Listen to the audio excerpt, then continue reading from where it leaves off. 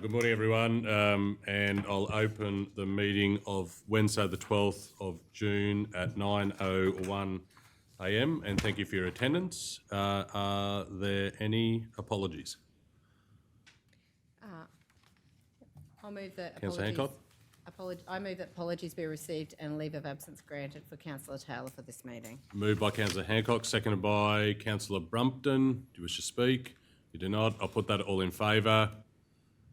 That's carried 8-0. Next is the confirmation of the minutes of the ordinary meeting held on the 24th of May 2024. Is there someone willing to move on those minutes? There is. Councillor Brumpton. I move that the minutes of the ordinary meeting held on the 24th of May 2024 be confirmed. Thanks, Councillor Brumpton. Is there a second? There is. Councillor Seawright. Does the mover wish to speak? No. They do not. I'll put that all in favour. That's carried 8-0. Minutes from the special meeting on the 28th of May 2024. Is there a mover? I'll move it. There is a mover. Councillor Brumpton. I move that the minutes of the special meeting held on 28th of May 2024 be confirmed. Thanks, Councillor Brumpton. Is there a seconder? There is. Councillor Davis. Does the mover wish to speak? She doesn't. I'll put that all in favour. That's 8-0. And we have one last set of minutes on the 29th of May 2024. Is there a mover? There is. Councillor Brumpton. I move that the minutes of the special meeting held on 29th of May 2024 be confirmed. Thanks, Councillor Brumpton. Is there a seconder? There is. Councillor Vincent. Does the mover wish to speak? No. She does not. I'll put this all in favour. That's carried 8-0. The first item is 5.1, item on the table, development application material change of use, hardware and trade supplies and warehouse, 102 Wyndham Street, Roma. Is there a mover? I have a question. You got a question, Councillor Hancock? Through the CEO. Hello, how are you, Kat? Just double checking on page 41, the hours of operation, to page 46, the delivery of goods hours.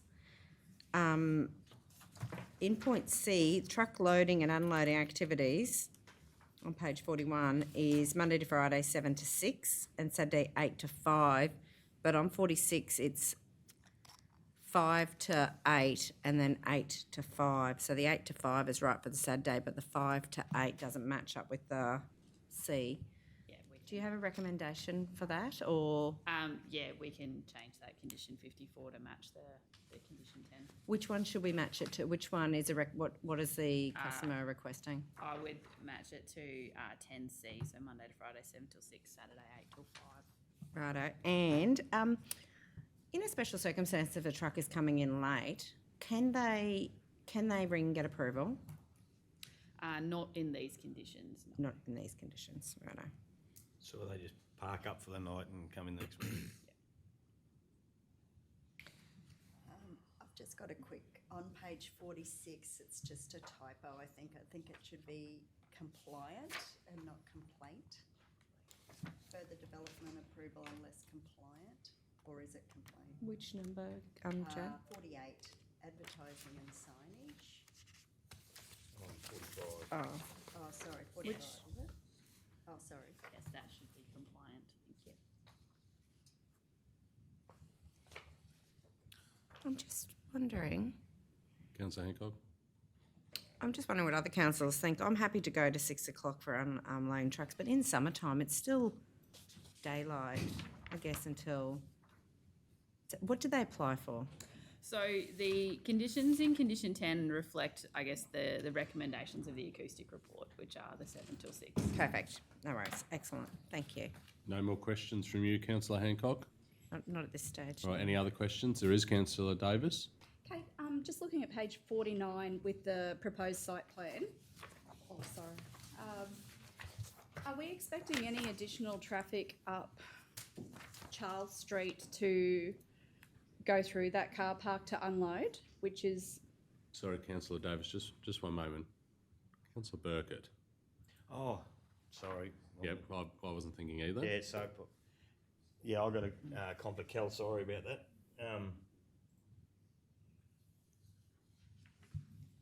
Lucky you were on the ball. Not quite, and took me a couple of minutes to get there as well. I'm still looking at Jane's typo while I was looking at.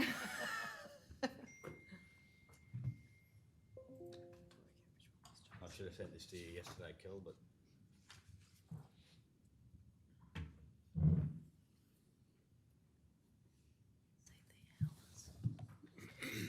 had to be a long one too, Kel, didn't it? Oh, easy as that.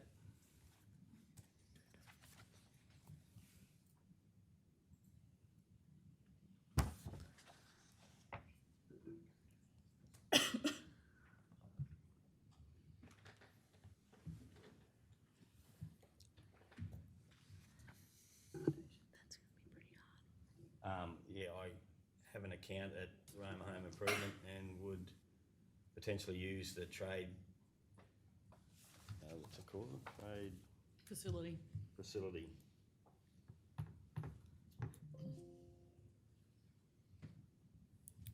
And then it'll be the although I have a declarable.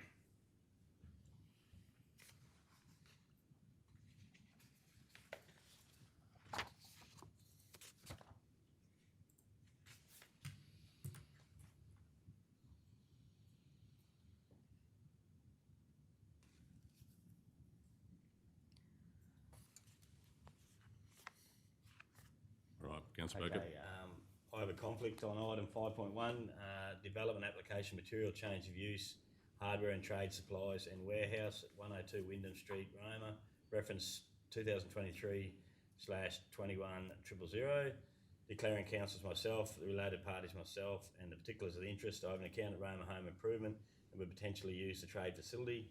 It's a declarable conflict of interest, and although I have a declarable conflict of interest, I do not believe a reasonable person should have a perception of bias. Therefore, I will choose to remain in the meeting. However, I will respect the decision of the meeting on whether I can remain and participate in the decision. Is there someone willing to move a motion on this matter? There is. Councillor Brumpton. I move that it is in the public interest that Councillor Burkett participates and votes on the agenda item to 5.1, because a reasonable person would trust that the decision is made in the public interest. Thanks, Councillor Brumpton. Is the seconder, Councillor Seawright. I'll put that in all in favour. That's carried 7-0. Councillor Davis.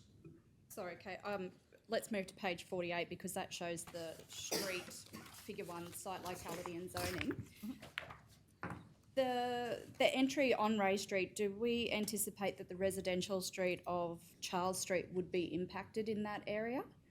That by any heavier trucks or anything like that? I believe the traffic manoeuvres are more expected to come from Wyndham Street.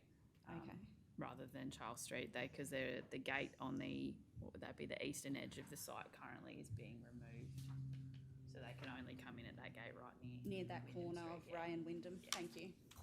So they exiting and entering at the same gate. No, so they'll enter off Ray Street and exit onto Wyndham Street. Any other questions? Councillor Flynn. Yes, Mr. Acting Mayor, can I have the hours of operation clarified because I'm not totally sure of what I'm voting on here. And in item D, waste collection, I just find that one a little bit interesting because most of the waste collection in town takes place outside of normal daylight hours. And I know that does occur now at the existing site. So I'm just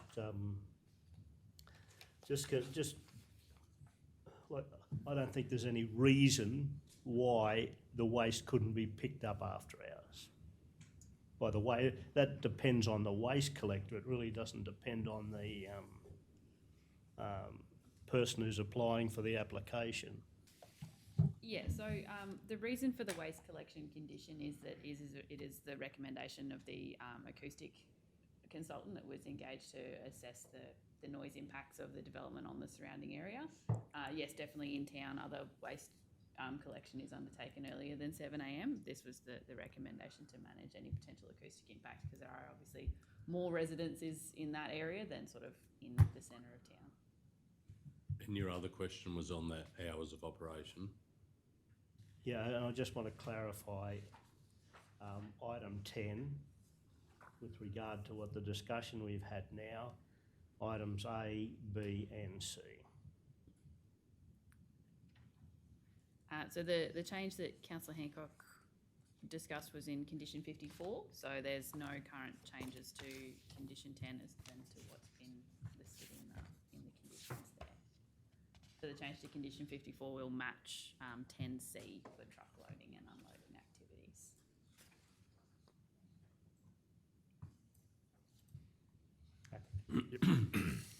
You're on?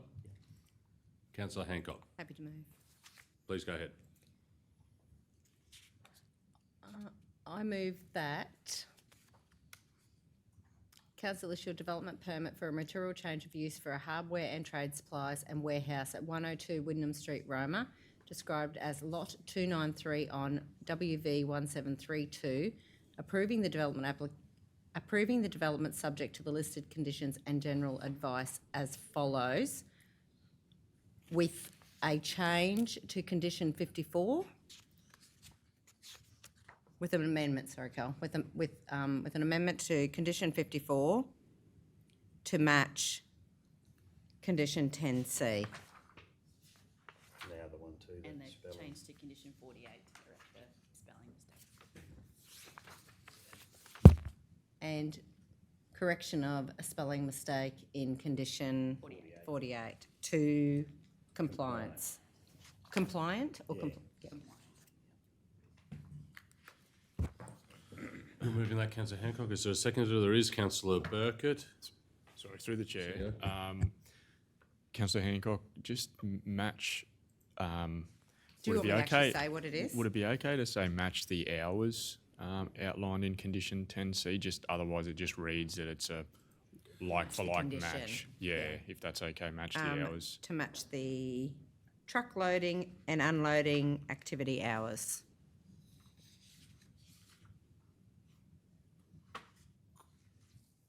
Councillor Hancock, with an amendment to condition 54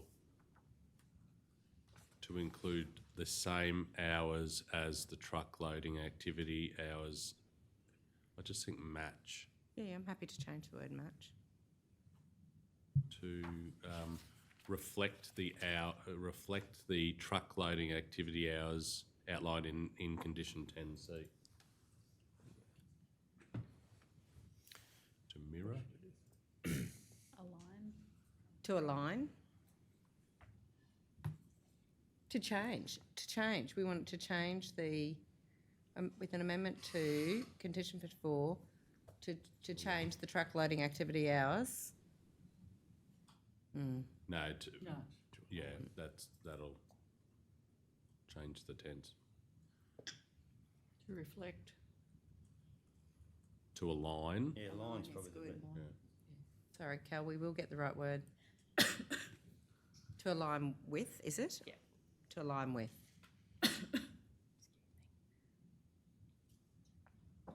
Do you just want to read that again, Councillor Hancock? Yep. I move that council issue a development permit for a material change of use for hardware and trade supplies and warehouse at 102 Wyndham Street, Roma, described as Lot 293 on WV 1732, approving the development subject to the listed conditions and general advice as follows, with an amendment to condition 54 to align with the truck loading activity hours, outlined in condition 10C and correction of spelling in condition 48 to compliant. The second is happy with that. Councillor Burkett, does the mover wish to speak? No, thank you.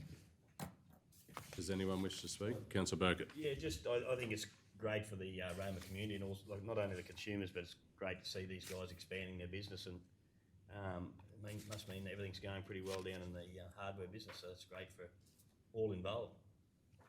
Councillor Burkett was a speaker for. Is the speaker against? Is there another speaker for? Councillor Brumpton. Actually not for, but I suggest a change to that wording again because it's truck loading and unloading activities. It's not just truck loading in 10C. Oh, I thought I said truck loading, unloading activities. Sorry, I couldn't get your attention in time.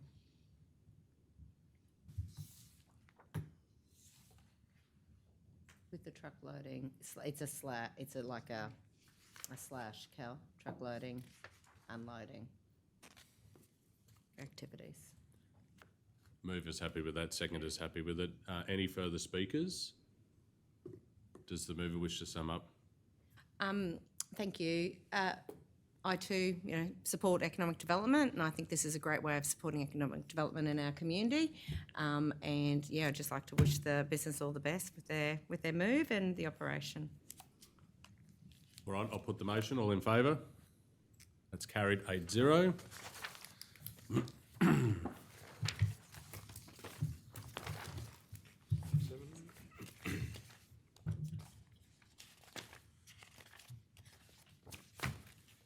Next gate there. Next item is item 8.1, amendment to resolution. Do I have a mover? Councillor Davis. I move that council amend resolution number OM/05.2024/48 to read as follows. That council, 1, receive and note the letter from the property owner of assessment 140,13734. 2, defer recovery action and approve an 18-month payment plan, version 3, for assessment 140133734 on special circumstances grounds as per clause 9 of council's rates and charges debt recovery policy. 3, advise the owner that the above arrangement recognises the hardship that has been endured. However, no further extensions to the payment plan will be provided. Thanks, Councillor Davis. We have a mover. Is there a seconder? There is Councillor Seawright. Does the mover wish to speak? That this new motion is just a clerical to update the assessment number as we've previously voted on. Thanks, Councillor Davis. Speaker against? Any further speakers? There's not. I'll put the motion. All in favour? Carried 8-0. Next item is 8.2, review of community grants, non-financial assistance and sponsorship policy. Councillor Vincent. I move that council, 1, undertake a review of the community grants, non-financial assistance and sponsorship policy at an upcoming briefing, and 2, develop a new policy that reflects partnerships with organisations that bring widespread benefit to the community as part of the above-mentioned briefing. Thanks, Councillor Vincent. Is there a seconder? There is. Councillor Hancock. Does the mover wish to speak? Yes, please. I just brought this policy forward for review to assist with our budget deliberations as an area of concern for ratepayers, mostly due to the inequality of access and the growing allocation of funds that is required to cover sponsorship. So I just look forward to seeing this policy come back for review for the 2024-28 term of council. Thanks, Councillor Vincent. Is the speaker against? Further speaker for? Councillor Hancock. Thanks, Chair. I fully support this review of this policy. For 4 years, this has been concerning me about how we've been providing the level of sponsorship and the process behind that sponsorship.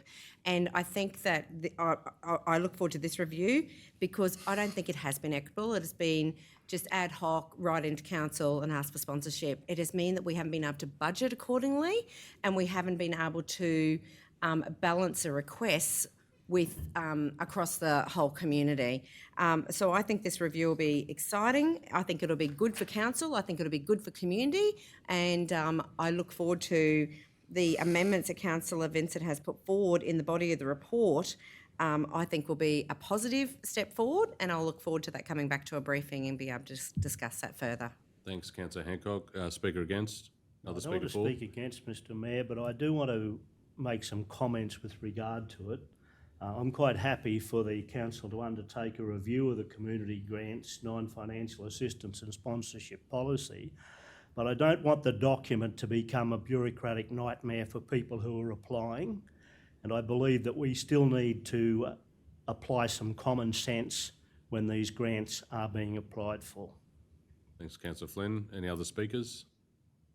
I'll speak. I'm in favour of this. I too think there needs to be a framework in place, and we can do that through a policy to put a little bit more rigour around, council's commitments to sponsorships. At the end of the day, we are dealing with other people's money, and I think it's really important that there is appropriate processes in place that gives community confidence that we're doing just that. And whilst we have, over the last 4 years, and then longer for me, we have invested a lot into community through sponsorships and community grants, etc., we don't have an endless bucket of funds. And putting some parameters around that in a policy, I think, will give confidence to council and confidence to the community when we approach the requests that will come in for council to consider into the future. So I'm very supportive of this. Any other speakers on the resolution? Does the mover wish to sum up? Yeah, just quickly, totally agree with what everybody's saying. I do agree with Councillor Flynn, and that's why I suggested a tiered approach for applications. We've got groups that have to fill out an 8-page form for 4 tables, and then others can just verbally request significant amounts of money with no paperwork trail whatsoever. So, yeah, totally agree with what everybody's saying. Thanks, for that. Councillor Vincent. I'll put the motion. Those in favour? Carried. 8-0. Next item is 11.1, consideration of elected member attendance, Australian Local Government Association, ALGA, National General 2024 Assembly and Australian Council of Local Government, ACLG. Is there a mover? There is. Councillor Hancock.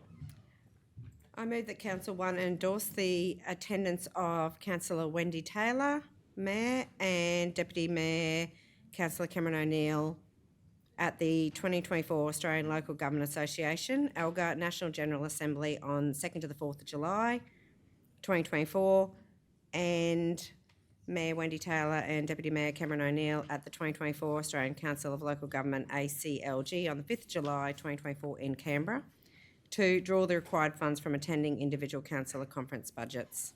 Thanks, Councillor Hancock. Is there a seconder? There is. Councillor Brumpton. Does the mover wish to speak? Yeah, I do. Please go ahead. Thank you. I think this is fantastic that our Mayor and Deputy Mayor, after this vote, potentially could be going down to represent our region down to Canberra. I think it's important that we are going and representing our region. I think every opportunity that we get as a council to be able to speak to anybody and put forward our Maranoa Regional Council is an opportunity we should take. And so this is actually taking great opportunity for our community. I really respect the fact that the Mayor has opened it up to all councillors to attend, and I'm happy if another councillor wishes to put forward their name, happy to add it in to this requirement.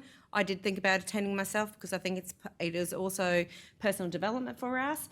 But at this stage, with what's going on within our council, I think it's important that our Mayor and Deputy Mayor go down and fly that flag for our region. I'm sure they'll do an amazing job for us. Thanks, Councillor Hancock. Speaker against? Further speakers? Councillor Brumpton? I agree. I think it's a worthwhile program. Looking at the program outline, the key areas are things that are of extreme interest to our council as well. So I think it would be beneficial to go there and be able to feedback to us about what has been discovered there. So I think it's a great opportunity. Thank you very much, Councillor Brumpton. I hesitated then because I think we're missing maybe a little bit in this in terms of the regional forum that's on the first day.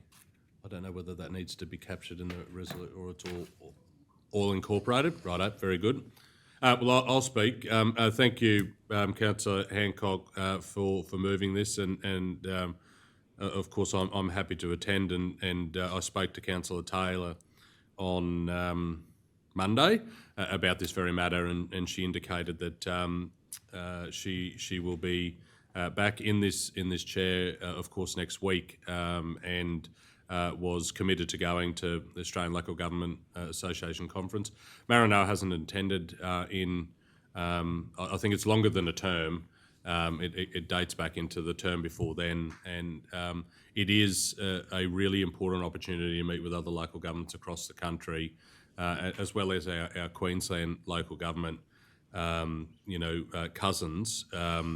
We are a very strong state when it comes to local government and representing the interests of our communities when it comes to this particular conference, and an opportunity to get in front of some of the nation's decision makers while we're down there as well. So I thank you for the nomination, and I look forward to flying the flag for Maranoa Regional Council and reporting on the outcomes of the conference on the return if it's supported here today. Are there any other speakers for or against? Anyone else just wish to speak? Does the mover wish to sum up? Councillor Hancock? Just to say that I think that another reason why it's really important that we're at the table is because if we're not, another council is. And so I think we need to be at that table flying the flag for our region. Thanks, Councillor Hancock. I'll put the motion. Those in favour? That's carried 8-0. Item 11.2, consideration of elected member attendance invitation to attend Cobb & Co Festival event. Is there a mover? There is. Councillor Davis. Thank you. I would like to put forward that Council endorse the attendance of Councillor Hancock at the Cobb & Co Festival event on the 14th of August 2024 in Toowoomba. 2, draw the required funds from attending individual councillor conference budgets. Thanks, Councillor Davis. Is there a second for that? There is. Councillor Brumpton. Does the mover wish to speak? I just think that this is a good opportunity. Councillor Hancock has previously dealt with Cobb & Co both as an employee and local development officer in Surat. Good opportunity for us to go down and highlight what our region has to offer, to drum up some business and some excitement about the festival, which is the 100-year anniversary of it, and I think she'll do our region proud. Thanks, Councillor Davis. Any further speakers? Speaker against? Speaker for? I'm happy to speak. I'll support this. The Cobb & Co Festival in its 100th year this year is going to be a massive draw card for our region, and you know I'm really excited to see it come to fruition. There's a lot of community input and volunteering that's happening around this space at the minute. Councillor Brumpton and Councillor Searle and I were at a meeting last night in Yulbar discussing elements of the Cobb & Co Festival, and there's clearly a lot of passion in and around this event, and I can't wait to see the impact that it's going to have on our region. And if Councillor Hancock, you can go and beat the drum in Toowoomba in relation to this and promote it even further at what is a special event for the Cobb & Co Festival, then I think that will be a commitment well served for our community, so I'm happy to support it. Are there any other speakers for, against? Does the mover wish to sum up? You do not. I'll put that. All in favour? That's carried 8-0. Next item is 13.1. Request for Assistance Great Endeavour Rally. Do I have a mover? I do. Councillor Vincent. I move that Council 1 approve the use of council facilities for the Endeavour Foundation's Great Endeavour Rally 2024, including waiving associated hire fees for the following: A, Bassett Park on the 22nd of August, B, the Roma Yards on the 22nd of August, and C, the Big Rig on the 23rd of August 2024. 2, approve camping at Bassett Park on the 22nd of August 2024 as per the fees and charges schedule. And 3, approve an amendment to the fees and charges schedule for the Great Endeavour Rally participants to access the Big Rig Tower and Tree Walk at a $5 flat rate cost on Friday the 23rd of August 2024. Thanks, Councillor Vincent. Councillor Hancock? I have a question. You got a question? Please go ahead. Through the chair. Hello, Georgie. Hello, Georgie. Just double checking that I noticed the consultation. We have consultated the General Manager of the Sale Yards, but just want to double check that on page 120, where it says that the dinner at the Roma Sale Yards will include Cafe 54, and then Rotary and other food vendors providing catering and drinks. That can happen, or does Cafe 54 have the whole catering there? I'm just double checking that we've checked that. Through you, Mr. Mayor, so Cafe 54 will be providing the alcohol service, and Rotary and one or two other food trucks are going to be set up on the car park providing food options, and Cafe 54 are aware of that arrangement. Perfect. Thank you. I'm happy to second. Can I ask another question? Seconded by Councillor Hancock. Question by Councillor Davis. Geordie, who actually cleans up after this event? At the sale yard, sorry. So Bassett Park is only being used as a where they check in Yeah. essentially. Yeah. And then if they do require camping, but that hasn't been confirmed at this stage. Cleaning at the sale yards. After the event, the dinner? And I imagine it'll be sale yard staff, council staff. Yeah. And just looking at the date, it's going to be very busy because that's around Cobb and Co Festival Yeah, correct. weekend.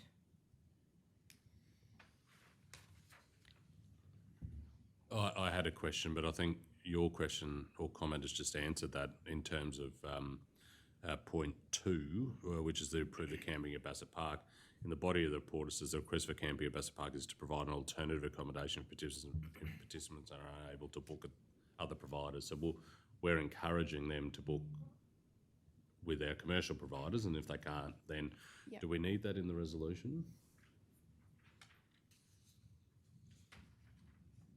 I'm happy to add it, to make it clear. If commercial operators don't have vacancies or something. And just something to think about, I guess, over that week, because I'm assuming there's going to be a lot of people who will be camping up here as well. And so will it just be, like, if everything's full, is that just going to be for the Endeavour Rally? Like, can that be opened up as, and might not be part of this report? I'm just flagging that, you know, there's going to be a lot of visitors and tourists in town.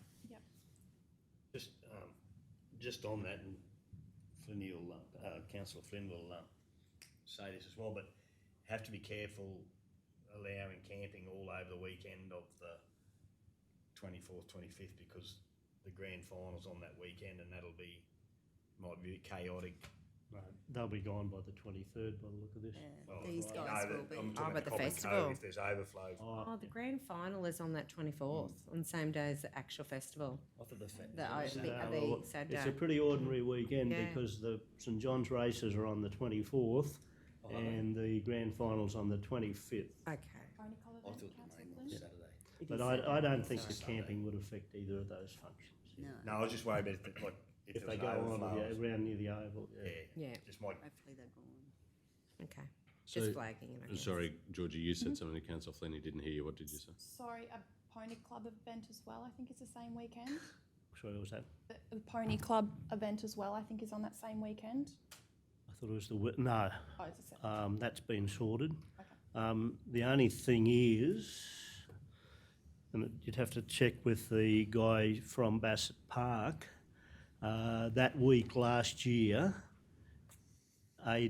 ACC had a big campcraft event We'd on know Wednesday, that because Thursday, will there be yeah. a booking by now? And it did require a fair bit of cleaning after it. Because when you look at here, the numbers, Georgie, in the report, approximately 100 cars, 200 participants, that is a fair body of people that if the commercial providers are already full because of, other regional events that are happening, that's a fair swag out of Bassett Park on top of, potential campers as well to do with the Cobb and Co. Do we look at it as a designated area out there that is, this is where the rally goes? I think there's 111 campsites there, Cam. 111? Yeah. I can check that for sure. But even over the back, Off the top, I think around 111, yeah. like in all the different spots on Bassett Park, it comes in up to the camping area yeah. itself. But they could camp elsewhere on the grounds, couldn't they? Not just down where is normally seen as the camping. So there might be some. Through you, Chair, did you want to look at dot point number 2, approve designated camping area at Bassett Park? It just sort of gives the officers a bit more instruction that needs to be a bit more focused in on. I don't think that affects the officer. It gives us clear direction. Councillor Vincent, this is your motion. Are you happy with that? We might have to reach out to the ACC to see if they're hosting that, because that. We'd known by now they'd have Well, I to think be a booking. like Danny would be able to tell us that. Yeah. Yeah. No problem. Councillor Hancock, are you happy with the addition on point 2 as the seconder? Yeah, and I think it's good because then we might be able to work out, do they have to book in? It To might- Bassett Park? Yes. Yeah, they will. because we might be able to then work out whether we need to open up other areas if we're yeah. at capacity for our region. Yeah, that's a good idea. So mover's happy, seconder's happy. Any other speakers? Any other questions? Does the mover wish to sum up? I didn't speak. Oh, you haven't spoken. Does the mover wish to speak? Yeah, this is just a wonderful opportunity to increase economic development, but there seems to be a fair bit going on that weekend, so it's going to be lots of people in town, and this might be their first visit to our region, and it could bring them back to town at a later date to enjoy more of our region at a time that they're not racing through. Thanks, Councillor Vincent. Speaker against? Further speaker for? Yes, Councillor Mr. Flynn? Mayor, I'd like to speak. With regard to the matter, I think it's a wonderful opportunity. On the back of the Cobb and Co week, on the back of what's going to be a very busy week in town, I'm sure that the Endeavour Group, every time that they've been through our region, they've certainly provided great economic benefit to the region. Thanks, Councillor Flynn. Any further speakers? Does the mover wish to sum up? I'll put the motion. Those in favour? Carried 8-0. Thanks, Georgie. Thanks, Georgie. Item 13.2, rollover of funds from financial year 23-24 to financial year 24-25 Injune Museum Project. Councillor Vincent. I've got a conflict Got a conflict of interest. Yep. So I've got a conflict of interest on item 13.2. Description is the rollover of funds from financial year 23-24 to financial year 24-25 for the Injune Museum project. The declaring councillor is myself, Jane Vincent. The person with the interest is my mother, Janice Humphreys. My mother is the secretary of the CHIPS group, and it is a prescribed conflict of interest, and I'll leave the room while the matter is discussed and voted on. Thanks, Councillor Vincent.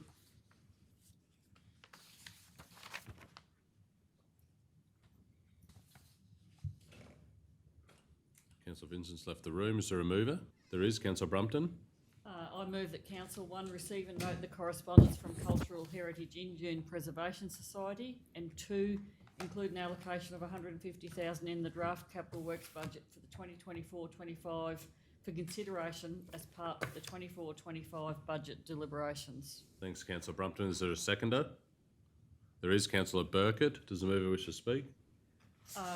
This is coming at the right time in terms of us for considering this as part of our budget deliberations. So we will include this in our, and it's good to know what's been happening in prior years. So I'd thank the CHIPS group for writing to us and alerting us to this. Thanks, Councillor Brumpton. A speaker against? No, just a Councillor Flynn? question. Yep. Do we need to include in the recommendation that it is actually a rollover?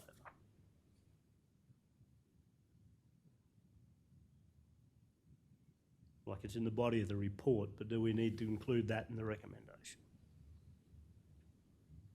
You receive and know the correspondence from Cultural Heritage Injune Preservation Society requesting a rollover of the $150,000 contribution from the 23-24 budget. Yeah, I'm happy to add that to make it clear. Thanks, Councillor Flynn. Mover's happy, seconder's happy. A speaker for, Councillor Hancock.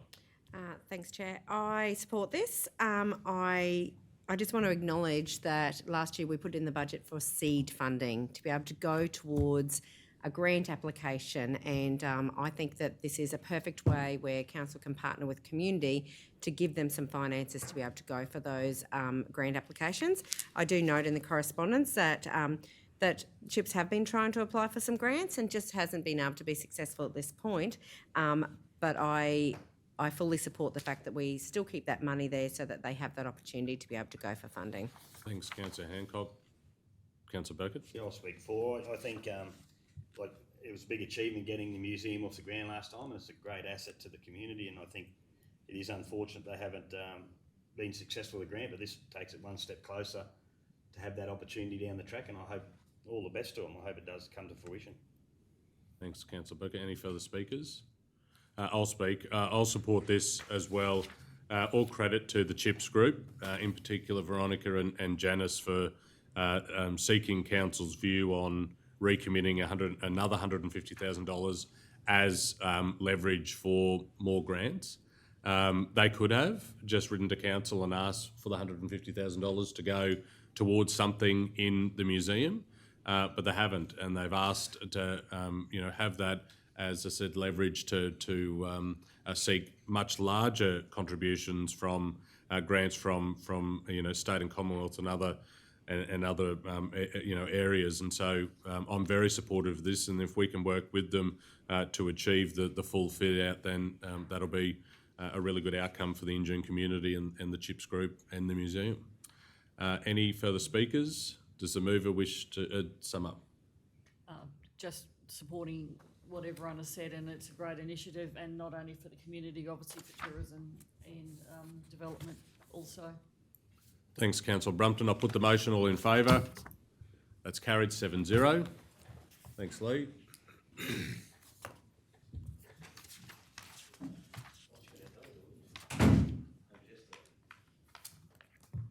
Hello, Tennille. Hello. How you going? Good. Next item is 14.1, applications through Regional Arts Development Fund RIDF Program 2023-2024. Is there a mover? There is. Councillor Hancock. I move that Council endorse the RADF Committee's grant assessment recommendations in supporting the following applications. 1. Surat Shutterbugs Photography Group for $3,060 as received in their application on the 20th of May 2024. 2. Maranoa Arts Inc. for $1,893 as received in their application on the 8th of May 2024.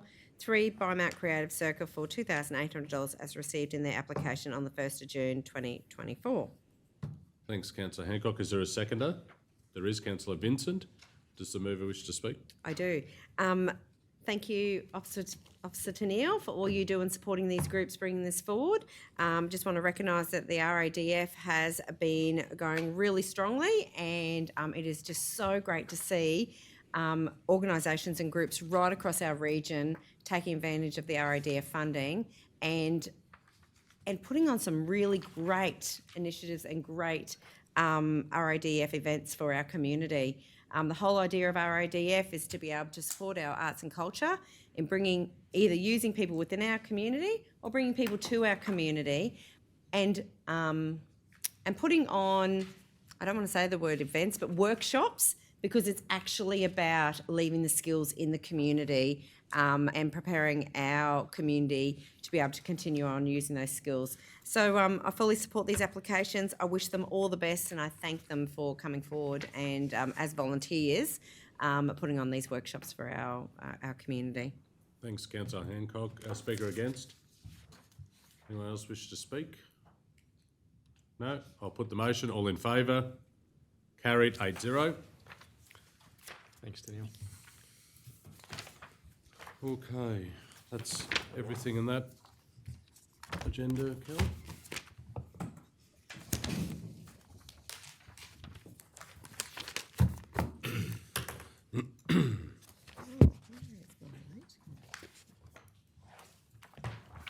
Late agenda, open agenda. L1, adoption of the revenue policy. Is there a mover?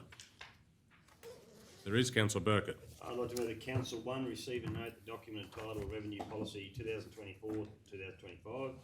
2, in accordance with Section 193 of the Local Government Regulation 2012, adopt the Revenue Policy 2024-2025. Thanks, Councillor Burkett. A seconder? Yes. Councillor Flynn. I've just got a question. Eric, were there any changes? Just through the through the chair, I'm just waiting for the officer to come back in. I just noticed that this one did not have the markups that King & Co made. They were very small and minor, so I'm just waiting for her to bring those in, and you'll be able to identify any changes that King & Co have made. I'm going to move we lay this on the table until later in the meeting. Yep. I'll put that. All in favour? That's carried 8-0. Nothing else in open. Okay, do we have any conflicts people want to declare before we move to go into closed? We do. Councillor Davis. Thank you. I'd like to declare a conflict of interest. The item is number C3, The description is request for financial assistance, In June Arts Inc. The declaring councillor is myself, and the person of interest is myself and my husband Wayne Davis. The particulars of the interest is we own and operate Bessie's Ice Cream Bus and attend In June's annual Creative Odyssey to serve ice cream. This event is hosted by In June Arts Inc. It is a declarable conflict of interest, but although I have a declarable conflict of interest, I do not believe a reasonable person could have a perception of bias. Therefore, I choose to remain in the meeting. However, I will respect the decision of the meeting on whether I can remain and to participate in this decision. Thanks, Councillor Davis. Is there someone willing to move something? There is. Councillor Brumpton. I move that it is in the public interest that Councillor Davis participates and votes on agenda item C3 because a reasonable person would trust that the decision is made in the public interest. Thanks, Councillor Brumpton. Is there a seconder? There is. Councillor Vincent. I'll put that. Those in favour? That's carried 7-0. Any further declarations? There is. Councillor Davis. I also have another one. The item is C4. The description is Roma Natural Gas Supply Agreement Renewal. The declaring councillor is myself, Amber Davis. The person with the interest is myself. I'm currently employed by Programmed, who are under a contract arrangement with Santos to manage their apprenticeship program. It is a declarable conflict of interest. Although I have a declarable conflict of interest, I do not believe a reasonable person could have the perception of bias. Therefore, I will choose to remain in the meeting. However, I will respect the decision of the meeting on whether I can participate in the decision. Thanks, Councillor Davis. Is there a councillor willing to move on this matter? There is. Councillor Brumpton. I move that it is in the public interest that Councillor Davis participates and votes on agenda item C4 because a reasonable person would trust that the decision is made in the public interest. Thanks, Councillor Brumpton. Is there a seconder? There is. Councillor Vincent. I'll put that all in favour. That's carried 7-0. Are there any further declarations people wish to raise? They're not. Is there someone willing to move we go into closed? There is. Councillor Hancock. I move that in accordance with the provisions of section 254J3 of the Local Government Regulation 2012, the council resolved to close the meeting to the public at 9:48 a.m. to discuss confidential items that its councillors consider is necessary to close the meeting. In accordance with section 254J5 of the Local Government Regulation 2012, the following table provides the matters to be discussed and an overview of what is to be discussed while the meeting is closed. Agenda item C1, request for payment arrangement 13004486, 13014303, 15006646, 15006646. C2, sundry debtors, doubtful debts, write-off request. C3, request for financial assistance, In June Arts Inc. C4, Roma Natural Gas Supply Agreement Renewal. LC1, Roma Flood Mitigation Update. LC2, Environmental Protection Order, EPPR 00407513. LC3, Audit Committee, Setting of Payment Arrangements for External Members. LC4, Workplace Health and Safety Update. Can I just interrupt? Sorry, there was a typo in C1. I hope Councillor Hancock doesn't have to read all that again, but it should read 15006687. Did you follow it on in here? Yeah. I'm just going to amend what I said, including 15006. Oh, do you want me to read it again? No, just that number. Yep. So just swap out whatever that last number was to 15006687. Is there a seconder? There is. Councillor Davis. I'll put that all in favour. Carried 8-0.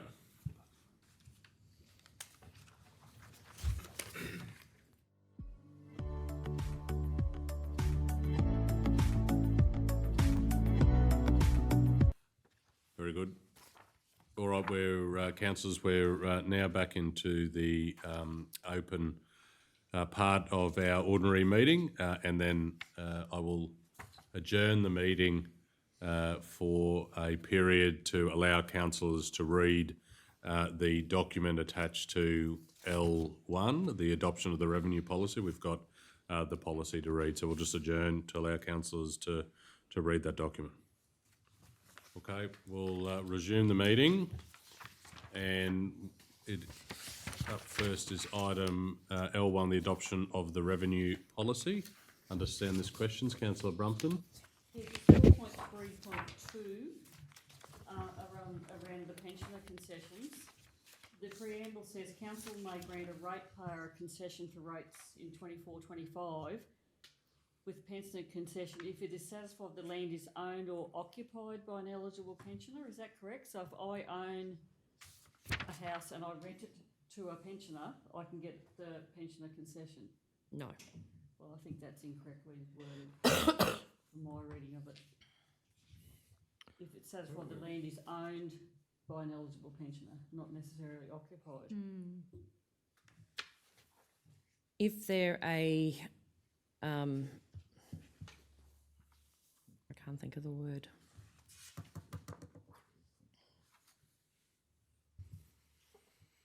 No, I've lost it. So at the moment, it's saying if the ratepayer has a pensioner living in their land, occupying the land, they get the pensioner concession. So I think that's. Okay.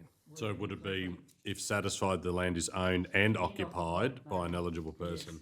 I think it should be and, yeah.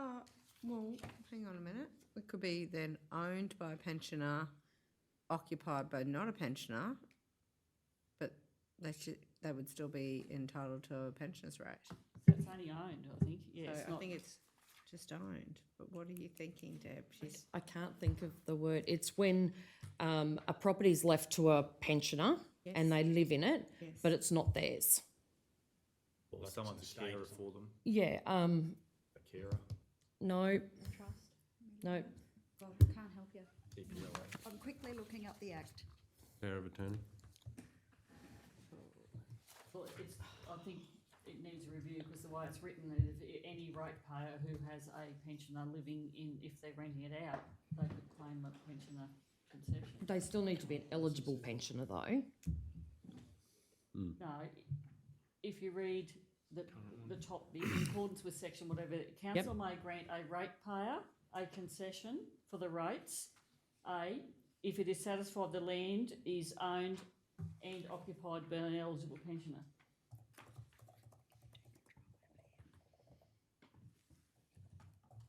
Oh, so ratepayer is the owner, pensioner and occupied. But you're saying if a pensioner owns the land and someone else occupies it, they...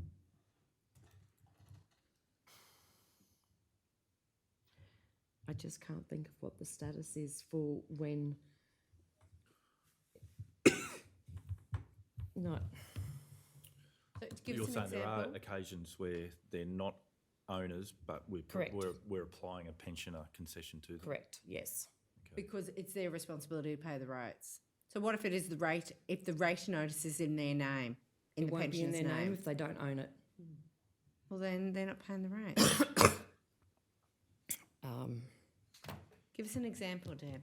I'm trying to think of the word and I can't. And there's no pressure to Deb because we can clearly hear that you are unwell, which we've all been suffering for weeks in and around this I table. think it's the international holiday. How do you open this in Adobe? How do you do a search? It's not a choice. I don't know what the solution is, but it just doesn't seem to... Yeah, it is, as Cam just pointed out, it is current policy, Can look at that. but that doesn't mean, yeah. The officer's just going to go to her desk. She's got the terminology there, so she'll be back in just a second. Sorry for the delay. Can we just adjourn? Should we? Well, is there any other questions I- while Deb? Yeah, no, we're not. No? I do have another question. Well, ask it sorry. and we'll see if Jane. Eric can answer it. So mine's in the same section for the concessions. It says entities whose objects do not include making a profit, but they seem to have. Sorry, also- Councillor, which clause are you referring to? 4.3.2, Yep, and it's number B. yes. See how they've pulled out assist and encourage arts and cultural development? Why have they made put them out separately rather than just sticking with that do not make a profit? Where are you? Sorry, Jane. Four point- Councillor Vincent. Page 4. 4.3.2, same place councillor Brumpton was, but just the next, page 4.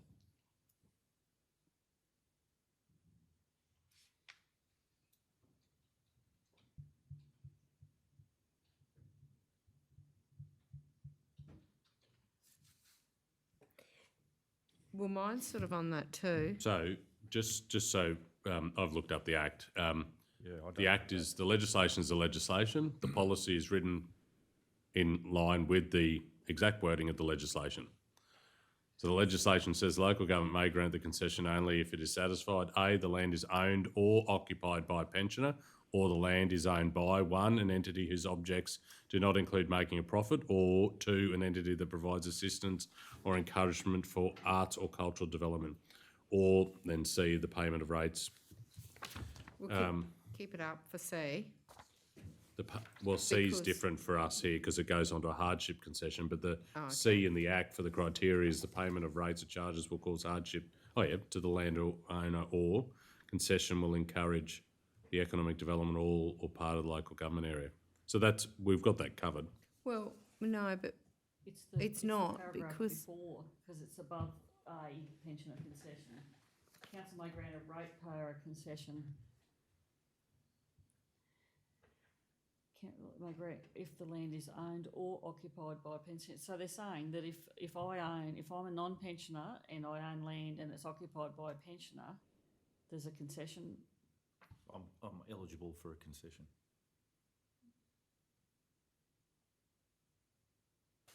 But maybe that's trying get landholders to keep their rent down or something. I don't know. To support, Support rent, rental. Yeah, I think we'd have to get, if we want to make much change to this, we'd have to get legal advice 'Cause purely it's- because it would be inconsistent then with the Regulation. with the Act there. So That would be more in the line of, I've got a great auntie who, she occupies a house that my great auntie left to someone else or left to a trust or a church, and she gets to occupy it until her passing. So it'd be in regards to something based around that, I believe, that would be looking for. But what's the difference between an investor owning a property that Yeah. they've got a ratepayer in? Because the MU thinks it says for the purpose of acknowledging pensioners have limited financial capacity. Well, it's not the pensioner paying the rates, it's the owner. Well, no, not necessarily. Depending on the arrangement, It's the renter won't be paying the rates. depending on the agreement. It's the who? Well, we're talking about residential property here. So the local government may grant concession if the land is owned or occupied by a pensioner. So, By an eligible pensioner. no, I'm looking at the Act. Oh, okay. So if the local government may grant a concession if the land is owned or occupied by a pensioner. So if a investor owns it, and is occupied by a pensioner, the ratepayer, being the owner of the property, gets a pensioner concession. That they may or may not pass on to in their rental. Yeah. Anyway, if that's the Act, that's the Act. That's the Act. What word was it, Deb? Life tenant, A life tenant, yep. which is sort of what you were saying, Brendan. Yeah, 100%. I mean, Councillor what- Seabright. What evidence do you require for them to demonstrate that they're a life tenant? Is there anything, or I don't think we have one, so we don't have one?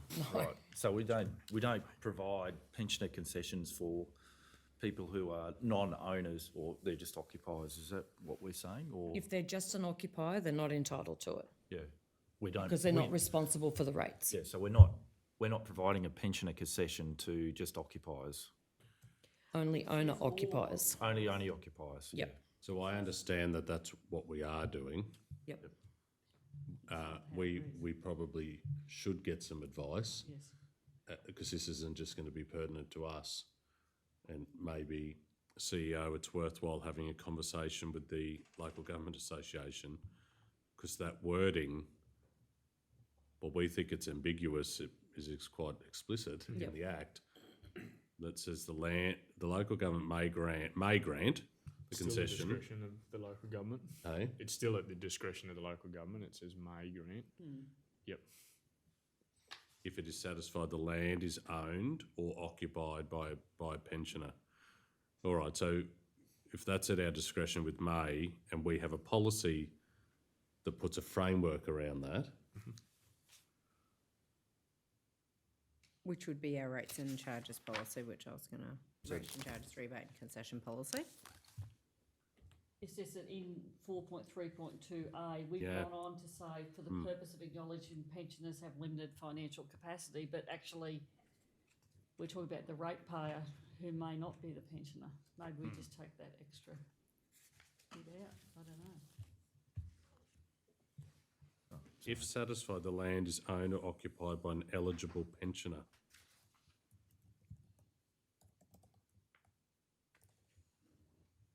So if that's right, if the legislation gives us a level of freedom because of the may, then should we have it more explicit in the policy that, as it always has been, it may not have been called upon by property owners that rent to a pensioner that may never have been asked, but could be asked. Is it if satisfied the land is owned And by it could be owned and occupied. owned and occupied? Yep. You know, it's their primary residential, because if they've got a house that they're renting out, they're drawing income off that, and so, you know, that's a different arrangement to owned and occupied. Because in theory, as it stands, a local government could have a property developer buy up a suite of homes, rent them to pensioners, and then based on our policy, apply to council that their That's what I was saying. their investment homes are occupied by pensioners, and they get the concession rate That's on the what I was rates. trying to. That's what I'm sure that's not happening, but I don't. This isn't an us issue, No, this is it's obviously written into the It's a- regulations. so it'd be worthwhile taking up with the association, and there will be some commentary that the association or King and Co could provide around that, a provision in the schedule. Councillor Davis. Just going back to what Councillor Hancock said, a pensioner discount if satisfied the land is owned And or occupied. occupied. Yep, so we're taking into account if they have several properties in town.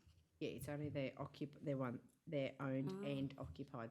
For me, I think if they've got property, that's more of a business, like, there would be financial capacity to pay their rates because they're getting income from rents. Because they've worked hard all their life and now they're on a pension. I think what it needs is us to define what we see as an eligible Yeah, pension. yeah, in our policy. Yeah. Yep, so the word pensioner is defined under local government regs in Schedule 8. So there is a definition, I just had it up there before. Oh, yeah. I don't think we probably want to go into underwriting No. The a definition. definition for pensioner, but so if I just refer to Schedule 8 of the regulations, a pensioner means a person who is the holder of a pension concession card by the Department of Commonwealth responsible for administering the Social Security Act 1991 Commonwealth or the Veterans Entitlement Act 1986 Commonwealth. So that's the definition of pensioner, not eligible pensioner. That's just the definition of pensioner under the Yeah, we've got to decide their eligibility through a policy. This is very important. I'd say life tenant, which is his, her principal place of residence. 5.11. So director's just warning us. What was that under, Eric? Sorry, that must be a separate policy, is it? It is. The concession policy? So just referring to the concession policy, councillors, so obviously not what's in front of us, but this is probably where my mind was going, like what we've got here is obviously consistent with the act that's placed upon us but then we've got a policy that helps us manage concessions, like a council-specific policy. So rather than not aligning with the Act, this thing could then give us the working documents to say, here's actually how council applies it. practice, So yeah. it's not, we're inconsistent. But it just says here, under the policy, pensioners are entitled to a rates concession determined each year. Criteria for granting pensioner rate concessions is based on the conditions specified by the Queensland State Government Pensioner Rate Subsidy Scheme as follows. The following ratepayers are eligible for concession: current holder of a pension card. Number B, current holder of a health card, repatriation health card. That was an OR. Is the owner or life tenant, either solely or jointly, of the property, which is his/her principal place of residence, and has either solely or jointly with a co-owner the legal responsibility for the payment of rates and charges which are levied in respect of the property. So it sort of puts some more rigour around. The Act says we may. Council policy then says this is We are, and this is how we're doing it. yeah. So but can get some more advice if council's not 100% comfortable with it. Taking on board, or it could be something it will be something I'll discuss with the. I've got another question in the same area, and I'm glad you've got that policy in front of you, CEO Cam, because I wonder what was in it.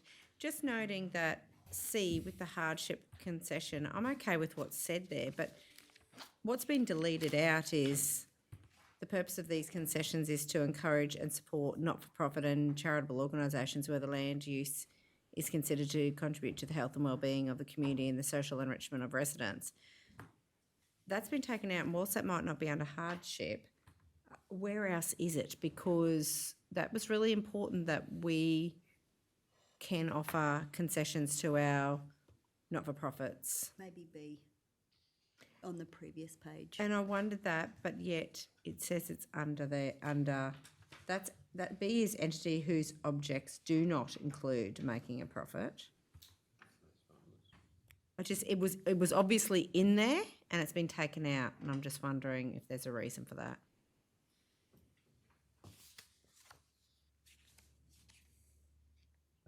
I'm thinking it just didn't fit on the page prior myself. Yeah, because it's not for profit there. And- Not make a profit. Well, it's just a concession line. Oh, okay.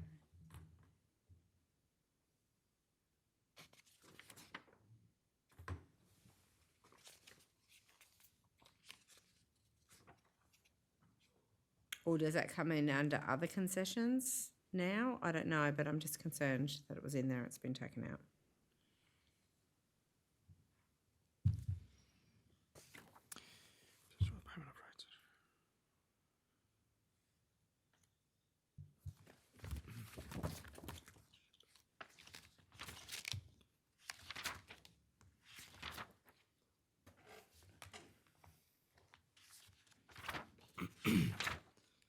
And I know that we do have not-for-profits that use that Yeah, the concession.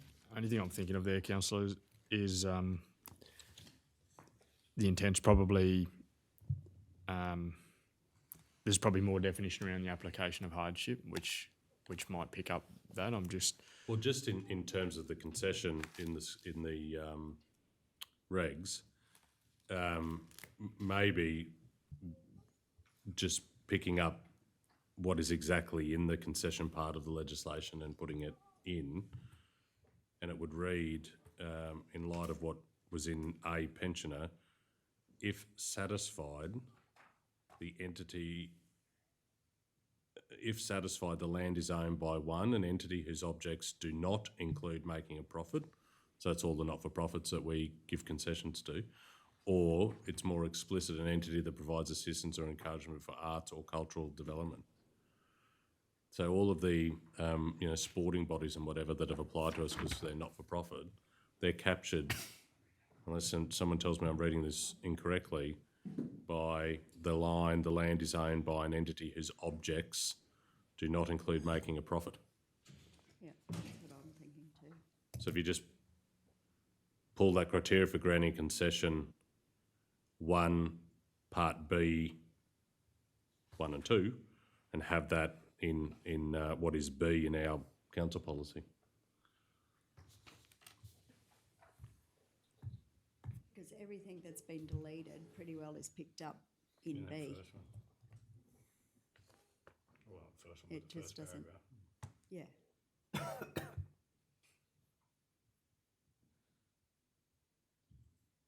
Yeah, so to just be satisfied, the land is owned by, and the 1 and 2 that's in the regulation. Yeah. So essentially replace 4.3.2B. Yep.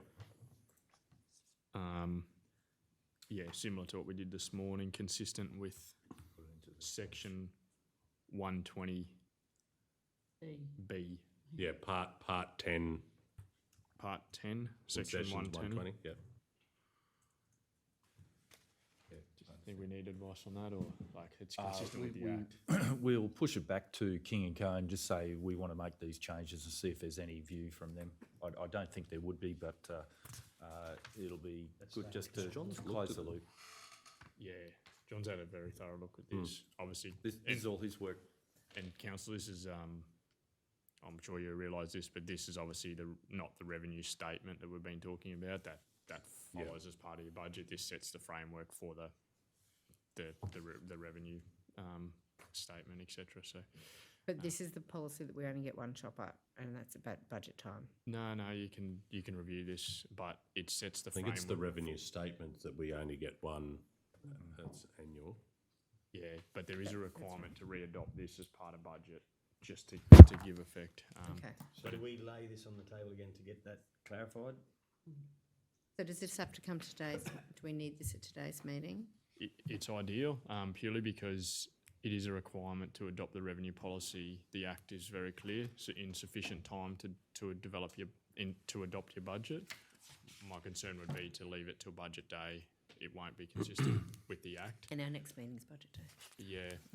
So while Eric a special meeting Could fix next it. week, but that is only still 1 week away from budget day. I just don't want. They're not big changes. No. Is there anything else people want to raise? No. Someone to move that this lays on the table till later in the meeting? Because I've already brought back on the table. I need someone to put it back. I move that this lay on the table until, Councillor Hancock moves. Those in favour? until later in this meeting. Yep. Those in favour, 8-0. Thanks, Deb. Thanks, Eric. Do you need that?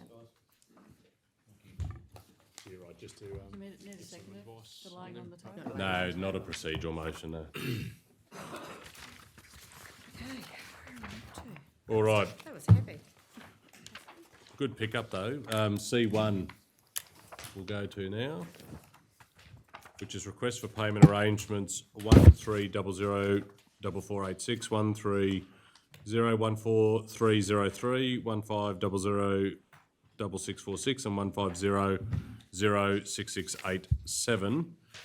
Is there someone right to move? Councillor Brumpton? I move that Council 1 approve the applicant's payment arrangements as proposed. 2, advise the ratepayer that the next levy of rates is not included in this payment arrangement and will be due for payment on or before the advised due date. 3, will proceed with the rate debt recovery process should the ratepayer fail to make the required proposed payments when due. Thanks, Councillor Brumpton. Is there a seconder? There is. Councillor Davis. Does the mover wish to speak? No.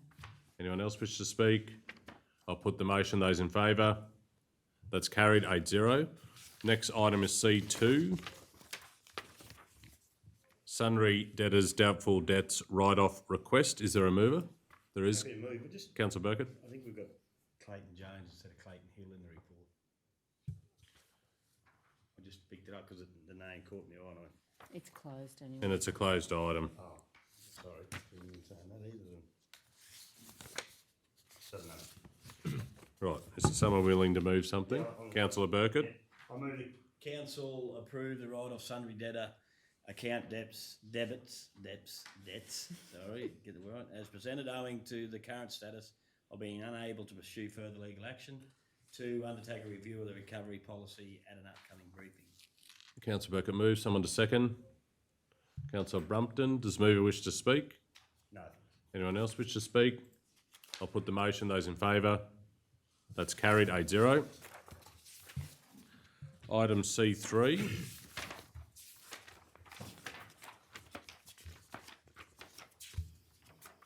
Request for financial assistance, Injune Arts Incorporated. Is there a mover? Councillor Vincent. I move that council provide financial assistance up to $5,000 if required to Injune Arts Inc. to support the purchase and/or installation of one sculpture from the Sculptures Outback exhibition to be installed in Injune. 2, allocate the funds from the Bungle Local Area Operating Budget GL 2092. 3, is acknowledged for its contribution to the acquisition of this sculpture. Seconder, Councillor Hancock. Does the mover wish to speak? Yep. Look forward to seeing what Injune Arts chooses for their artwork to be placed up at Injune, and it's great to see these sculptures starting to be spread around the community because it's such a fantastic concept from the Roma art group. Thanks, Councillor Vincent. Speaker against? Any further speakers? Councillor Hancock. Yes, I'm going to support this resolution because I think that the Injune Arts are using an opportunity that has come their way. They've been provided with some sponsorship, they're putting some skin in the game themselves, and then they've come to council to ask for some support. They just haven't, off a limb, wrote to council and requested this out of the blue. They just are using an opportunity that have come their way to partner with council to be able to do this. I love the sculptures of the Outback. I think it's fantastic to see these going right around the community, right around the region. And so therefore I think this is a win-win for council because we are being able to get some of these sculptures out into our region with a limited amount of budget. And also the other reason I am supportive is there is actual budget in the Bungle local area budget to do this. Thanks, Councillor Hancock. Any further speakers? Mover wish to sum up? I'll put the motion. Those in favour? Carried 8-0. Someone debate something. C4, Roma Natural Gas Supply Agreement Renewal. Is there a mover? Councillor Burkett. I'd like to move that council resolve the Santos QNT number 1 Proprietary Limited be classified as a sole supplier to the supply of natural gas for the 2024-25 financial year. 2, authorise the Chief Executive Officer or Delegate to enter in an agreement with Santos QNT number 1 Proprietary Limited to the supply of natural gas to Roma for the 2024-25 financial year. And 3, note that the increase in the supply of gas from Santos QNT to council will be reflected in the draft budget documents for the 2024-25 fees and charges. Thanks, Councillor Burkett. Is there a seconder? There is. Suggest a change to wording. Or is it? Seconded by Councillor Searide. Councillor Brunton. Put that council at the top, because at the moment, if you read point 2, it's that authorise the chief executive. So move No, I said council. Yeah, but in number 2, yeah, I'm just saying for Kelly's point, it should say that council. 1, resolve. 2, authorise. 3, note. Very good. Sorry. Mover's happy with that. Seconder's happy. Speaker against? Any further speakers for? I'll put the motion. Those in favour? That's carried 8-0.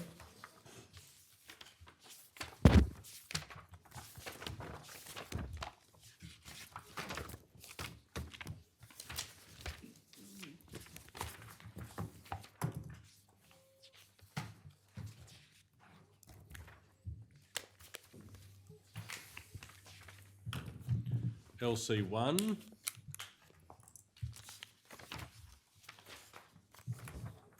Roma flood mitigation update. Is there a mover? Councillor Brumpton. I move that Council 1 receive and note the officer's report by way of update to the Building Our Region's Roma Flood Mitigation Stage 2 project. 2, obtain independent valuations for the properties within the footprint of the project and a subsequent report be presented to Council. 3, authorise the CEO to commence initial discussions with residents of properties within the footprint of the project. 4, invite residents within the footprint of the project to meet with council. Thanks, Councillor Brumpton. Is there a seconder? Councillor Hancock. Does the mover wish to speak? The council has received funding from the state, we understand, to do this work. It's very early stages, and we just need to commence a process to look at where this impact may occur. Thanks, Councillor Brumpton. Speaker against? Any further speakers? I'll put the motion. Those in favour? That's carried 8-0.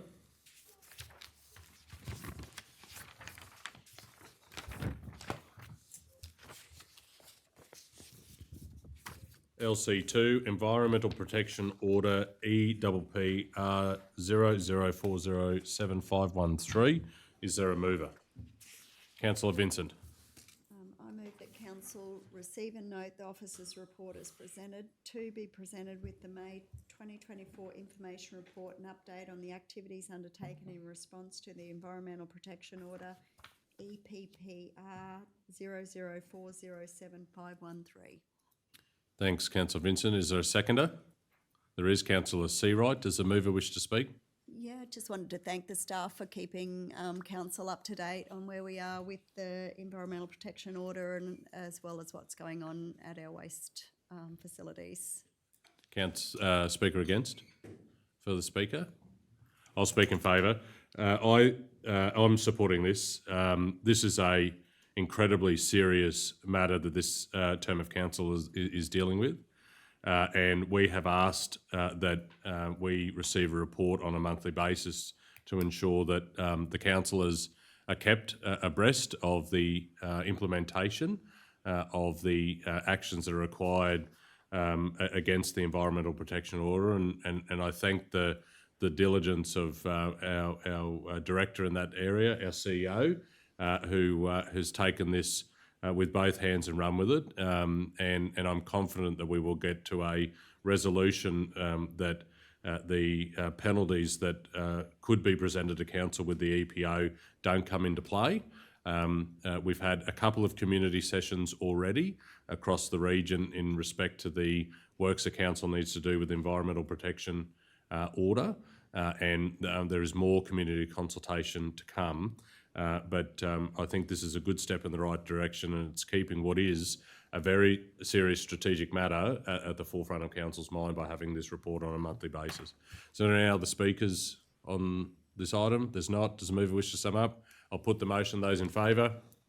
That's carried 8-0. LC3. Is there a mover? Councillor Brumpton. I move that council set the fees for external audit committee members as follows. A, chairperson $2,650 per meeting. B, independent member $2,200 per meeting. 3, allowance for time taken to travel for members required to travel more than 2 hours to the meeting venue, $1,000 per meeting. D, reimbursement of travel, mileage and economy air travel, accommodation and other out-of-pocket expenses applied based on the ATO determination. Thanks, Councillor Brumpton. Is there a seconder? There is. Councillor Davis. Can I just ask a question? CA Cam, when we looked at this previously, in that resolution, did we resolve to do a recruitment process? Yeah, right after we've done this. The thing is... It's in here? It was in the papers. Yeah, to confirm, Acting Mayor, correct. There was dot point number 3. Oh, I see. Sorry, yeah. No, you're right. In that resolution. Essentially, we just needed to, dot point number 4, finalise the fees that will be included in the expression of interest. Yeah. Essentially, officers now have everything clear to invite expression of interest now. So. Thanks very much. The mover wishes to speak.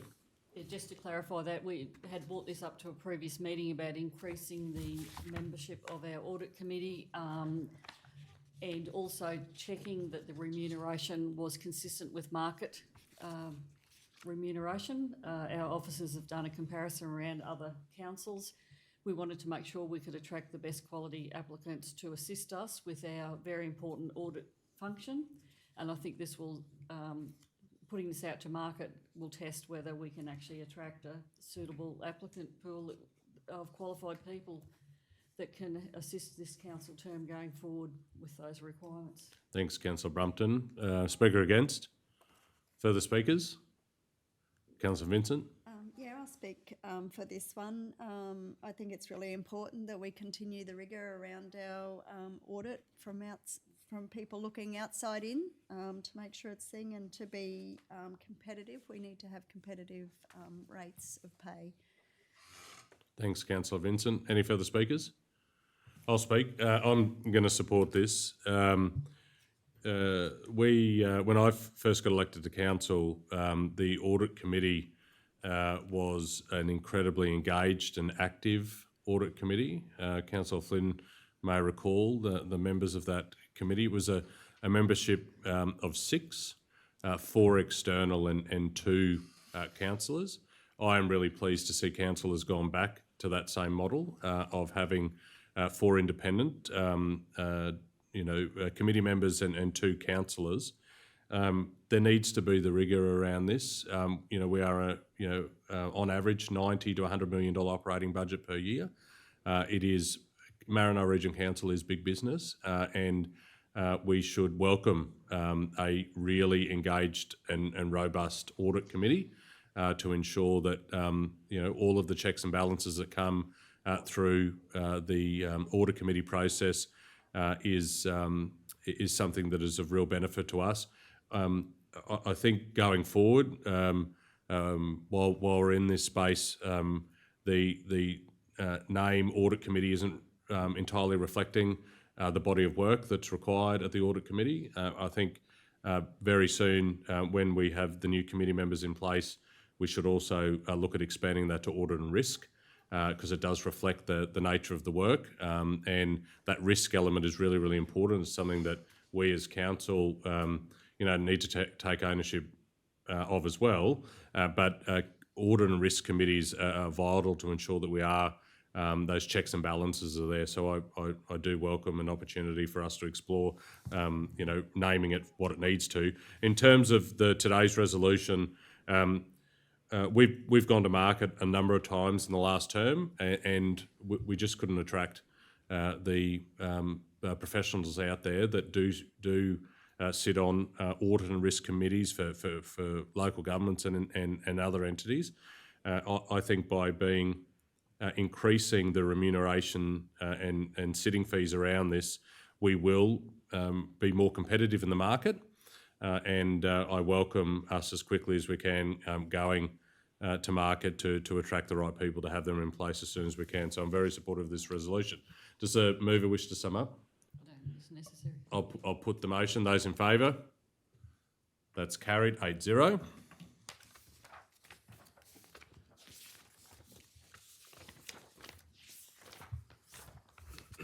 Next item is LC4, Workplace Health and Safety Update. Is there a mover? Councillor Hancock. I move that Council 1 receive and note the report as way of update, and 2 proceed with option 2 in the first instance as outlined in the report. Thanks, Councillor Hancock. Is there a seconder? There is. Councillor Burkett. Does the mover wish to speak? No, thank you. Any other speakers? I'll put the motion. Those in favour? Carried 8-0. We just have that one item left.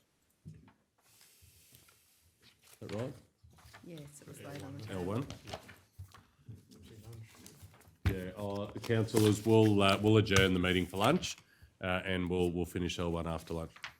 All right, councillors, we'll resume the meeting, and we are on item L1, our last item for today, and we were seeking some advice just on the drafting of the policy. Cam? Yeah, councillor. So we were on section 4.3.2. Just a couple of parts to the legal advice. They have given us an option to mix the 2 regulation concession criteria, but I actually don't. It's obviously been drafted to assist, but I don't actually think it adds much value. It's starting to mix at the moment. It's very clearly broken down. The big question was regarding the deletion of the purpose of these concessions to encourage support for not-for-profit, where land use is considered to contribute to the health and well-being of the community. That clause is not actually in our original 22, 23 or draft 23, 24, 25. It just looks like at the time of editing, it's been put in and deleted back out, but it was never actually in our original. Like, if you go back to 23, 24 revenue policy and look at that particular section, it's not actually referred to in there. So the feedback was try and keep it consistent with the regulations, and stuff like the occupied or owned is something you can deal with in your other internal policies. I think what's drafted there is quite good. They have suggested there is an option to combine hardship and not-for-profit. I think it complicates it. I think we're better off just leaving it as it was drafted, because it aligns more closely with the Act. As I said, the advice is you can do it, but I just think it's probably just because we're trying to resolve it quite quickly. They're trying to offer, here's a solution, but it's probably not the preferred. King and Company did review this in the first instance, provide this recommendation. So, but if it helps council, the statement around health and safety well-being was not, health and well-being was actually never in the original. It's obviously just been how it's been tracked through the editing process. It was probably inserted and then deleted. If that helps council. Okay, we got to the point because there were questions. Councillor Brumpton, you happy with the answer? Yep. Are there any other questions? There's not. We had a mover, Councillor Burkett, and seconded by Councillor Flynn. Did the mover wish to speak? No, thanks. Anyone else wish to speak? No. I'll put the meeting. All in favour? Put the motion. All in favour. That's carried 8-0. There's nothing else, Kel? No. Are there any other items councillors want to raise? Well, I was going to do a motion without notice, nothing, just mainly about, but I can do it next time. Just Telstra's issues with Telstra removing phone boxes without public consultation. The public phone boxes? And so what were you looking at, a resolution to Whether advocate? we could write a letter to Telstra to find out what's their plan, if that's going to happen to all the regional areas, because they took, I don't want to put you into a conflict, but was at the post office in Mitchell, they just painted the whole area around it, and then next minute they started removing it without even any notice. I think they've done that throughout the region, John. Yeah, but they've removed heapings. There's three, and like they said, it gets used regularly. Yep. It's just good if there would have been a notice. I just don't know if it's going to affect other communities or. Well, Councillor Burkett, we're here now, so do you want to move a motion without notice? Yeah, please. We're going to move to put it on the agenda. Yeah, that's right, yeah. Sorry, yeah, can I move to put a motion on the agenda? I don't know what you want. What do I call it? Removal of. So the removal of public phone booths across the Maranoa. Yeah. I could have done that before, all the time. So Councillor Burkett, you're moving that an item, removal of public phone booths across the Maranoa, will be added to the agenda? Yes, please. Is there a seconder for that? There is, Councillor Seawright. I'll put that all in favour. That's carried 8-0. Excuse me, Mayor, Acting Mayor, I don't know whether I should add it now because I've got one too that came out of last night's Hillbar Development Association. Did we deal with each one separately? Yeah, we will. I think Councillor Brumpton, that'll be the easiest. Councillor Burkett, what was the motion that you were considering? A letter to be written to Telstra. Is there a local, like Southwest, or there's an office here? There's not, is there? There's not, but there's a regional It's a executive. regional Telstra office to inquire about further or removals of public phone booths in the Maranoa region. What suggestion? Open to suggestions. What about to advocate for? You want to advocate for to inquire about and advocate for the communication of the removal. Yeah, because they haven't. But is the concern that's being raised to you is the fact that no one knew they were being removed, or that they are being removed? Well, we don't know. Oh. Yeah. They were just two contractors that took them out, but Plans, any future not only that, plans they for invested money in removal? painting the facility and then they got it pulled down within 2 weeks. The council right to Telstra to request Further The future, information. the future, Information, yeah. request information on their future plans to Regarding the removal. to removal. regarding the removal Yeah. of public phone booths across the Maranoa region.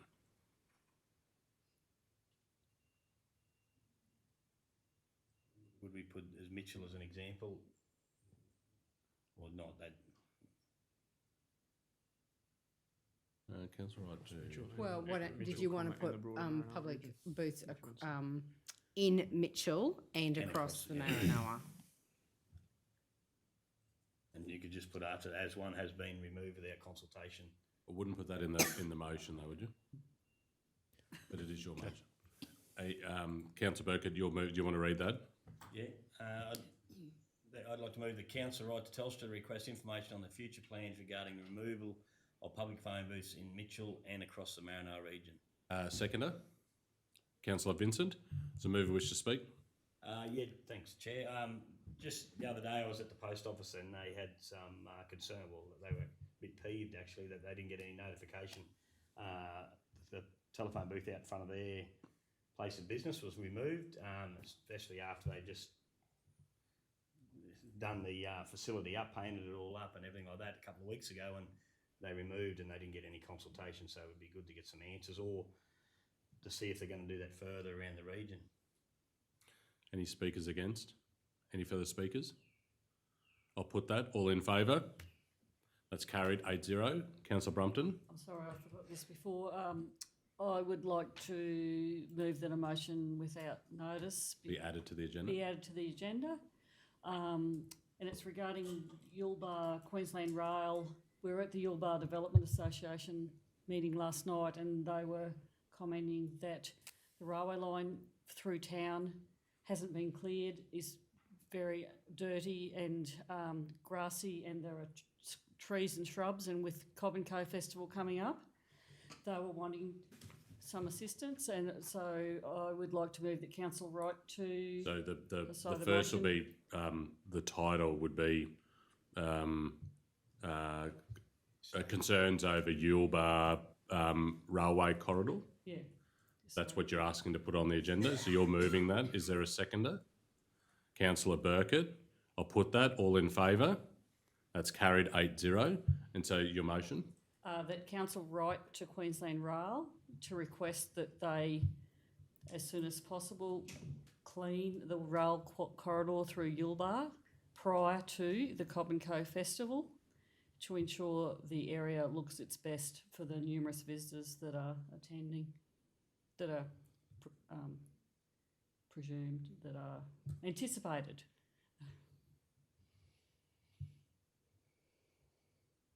Prior to the Cobb and Co, yeah. They have been contacted and have agreed, but it'd be great to have the support from council pushing it as well. They take a bit of push on all. The council right to Queensland Rail requesting Keep them on that track, they mate. clean the rail corridor in Yulbar prior to the Cobb and Co Festival.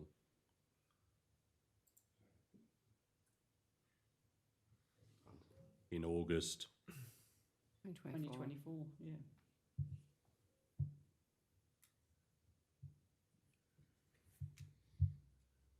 You're moving that, Councillor Brumpton? Through the chair, probably just, Kel, probably just catching up obviously, but probably the word clear instead of clear, probably clean. Clean, yeah, sorry. We've got a mover, is there a seconder? Councillor Searide? Does the mover wish to speak? I think I spoke to it in the preparation of working out what the wording was, Yeah. but Kel, I seconded the motion Yeah. without notice, sorry.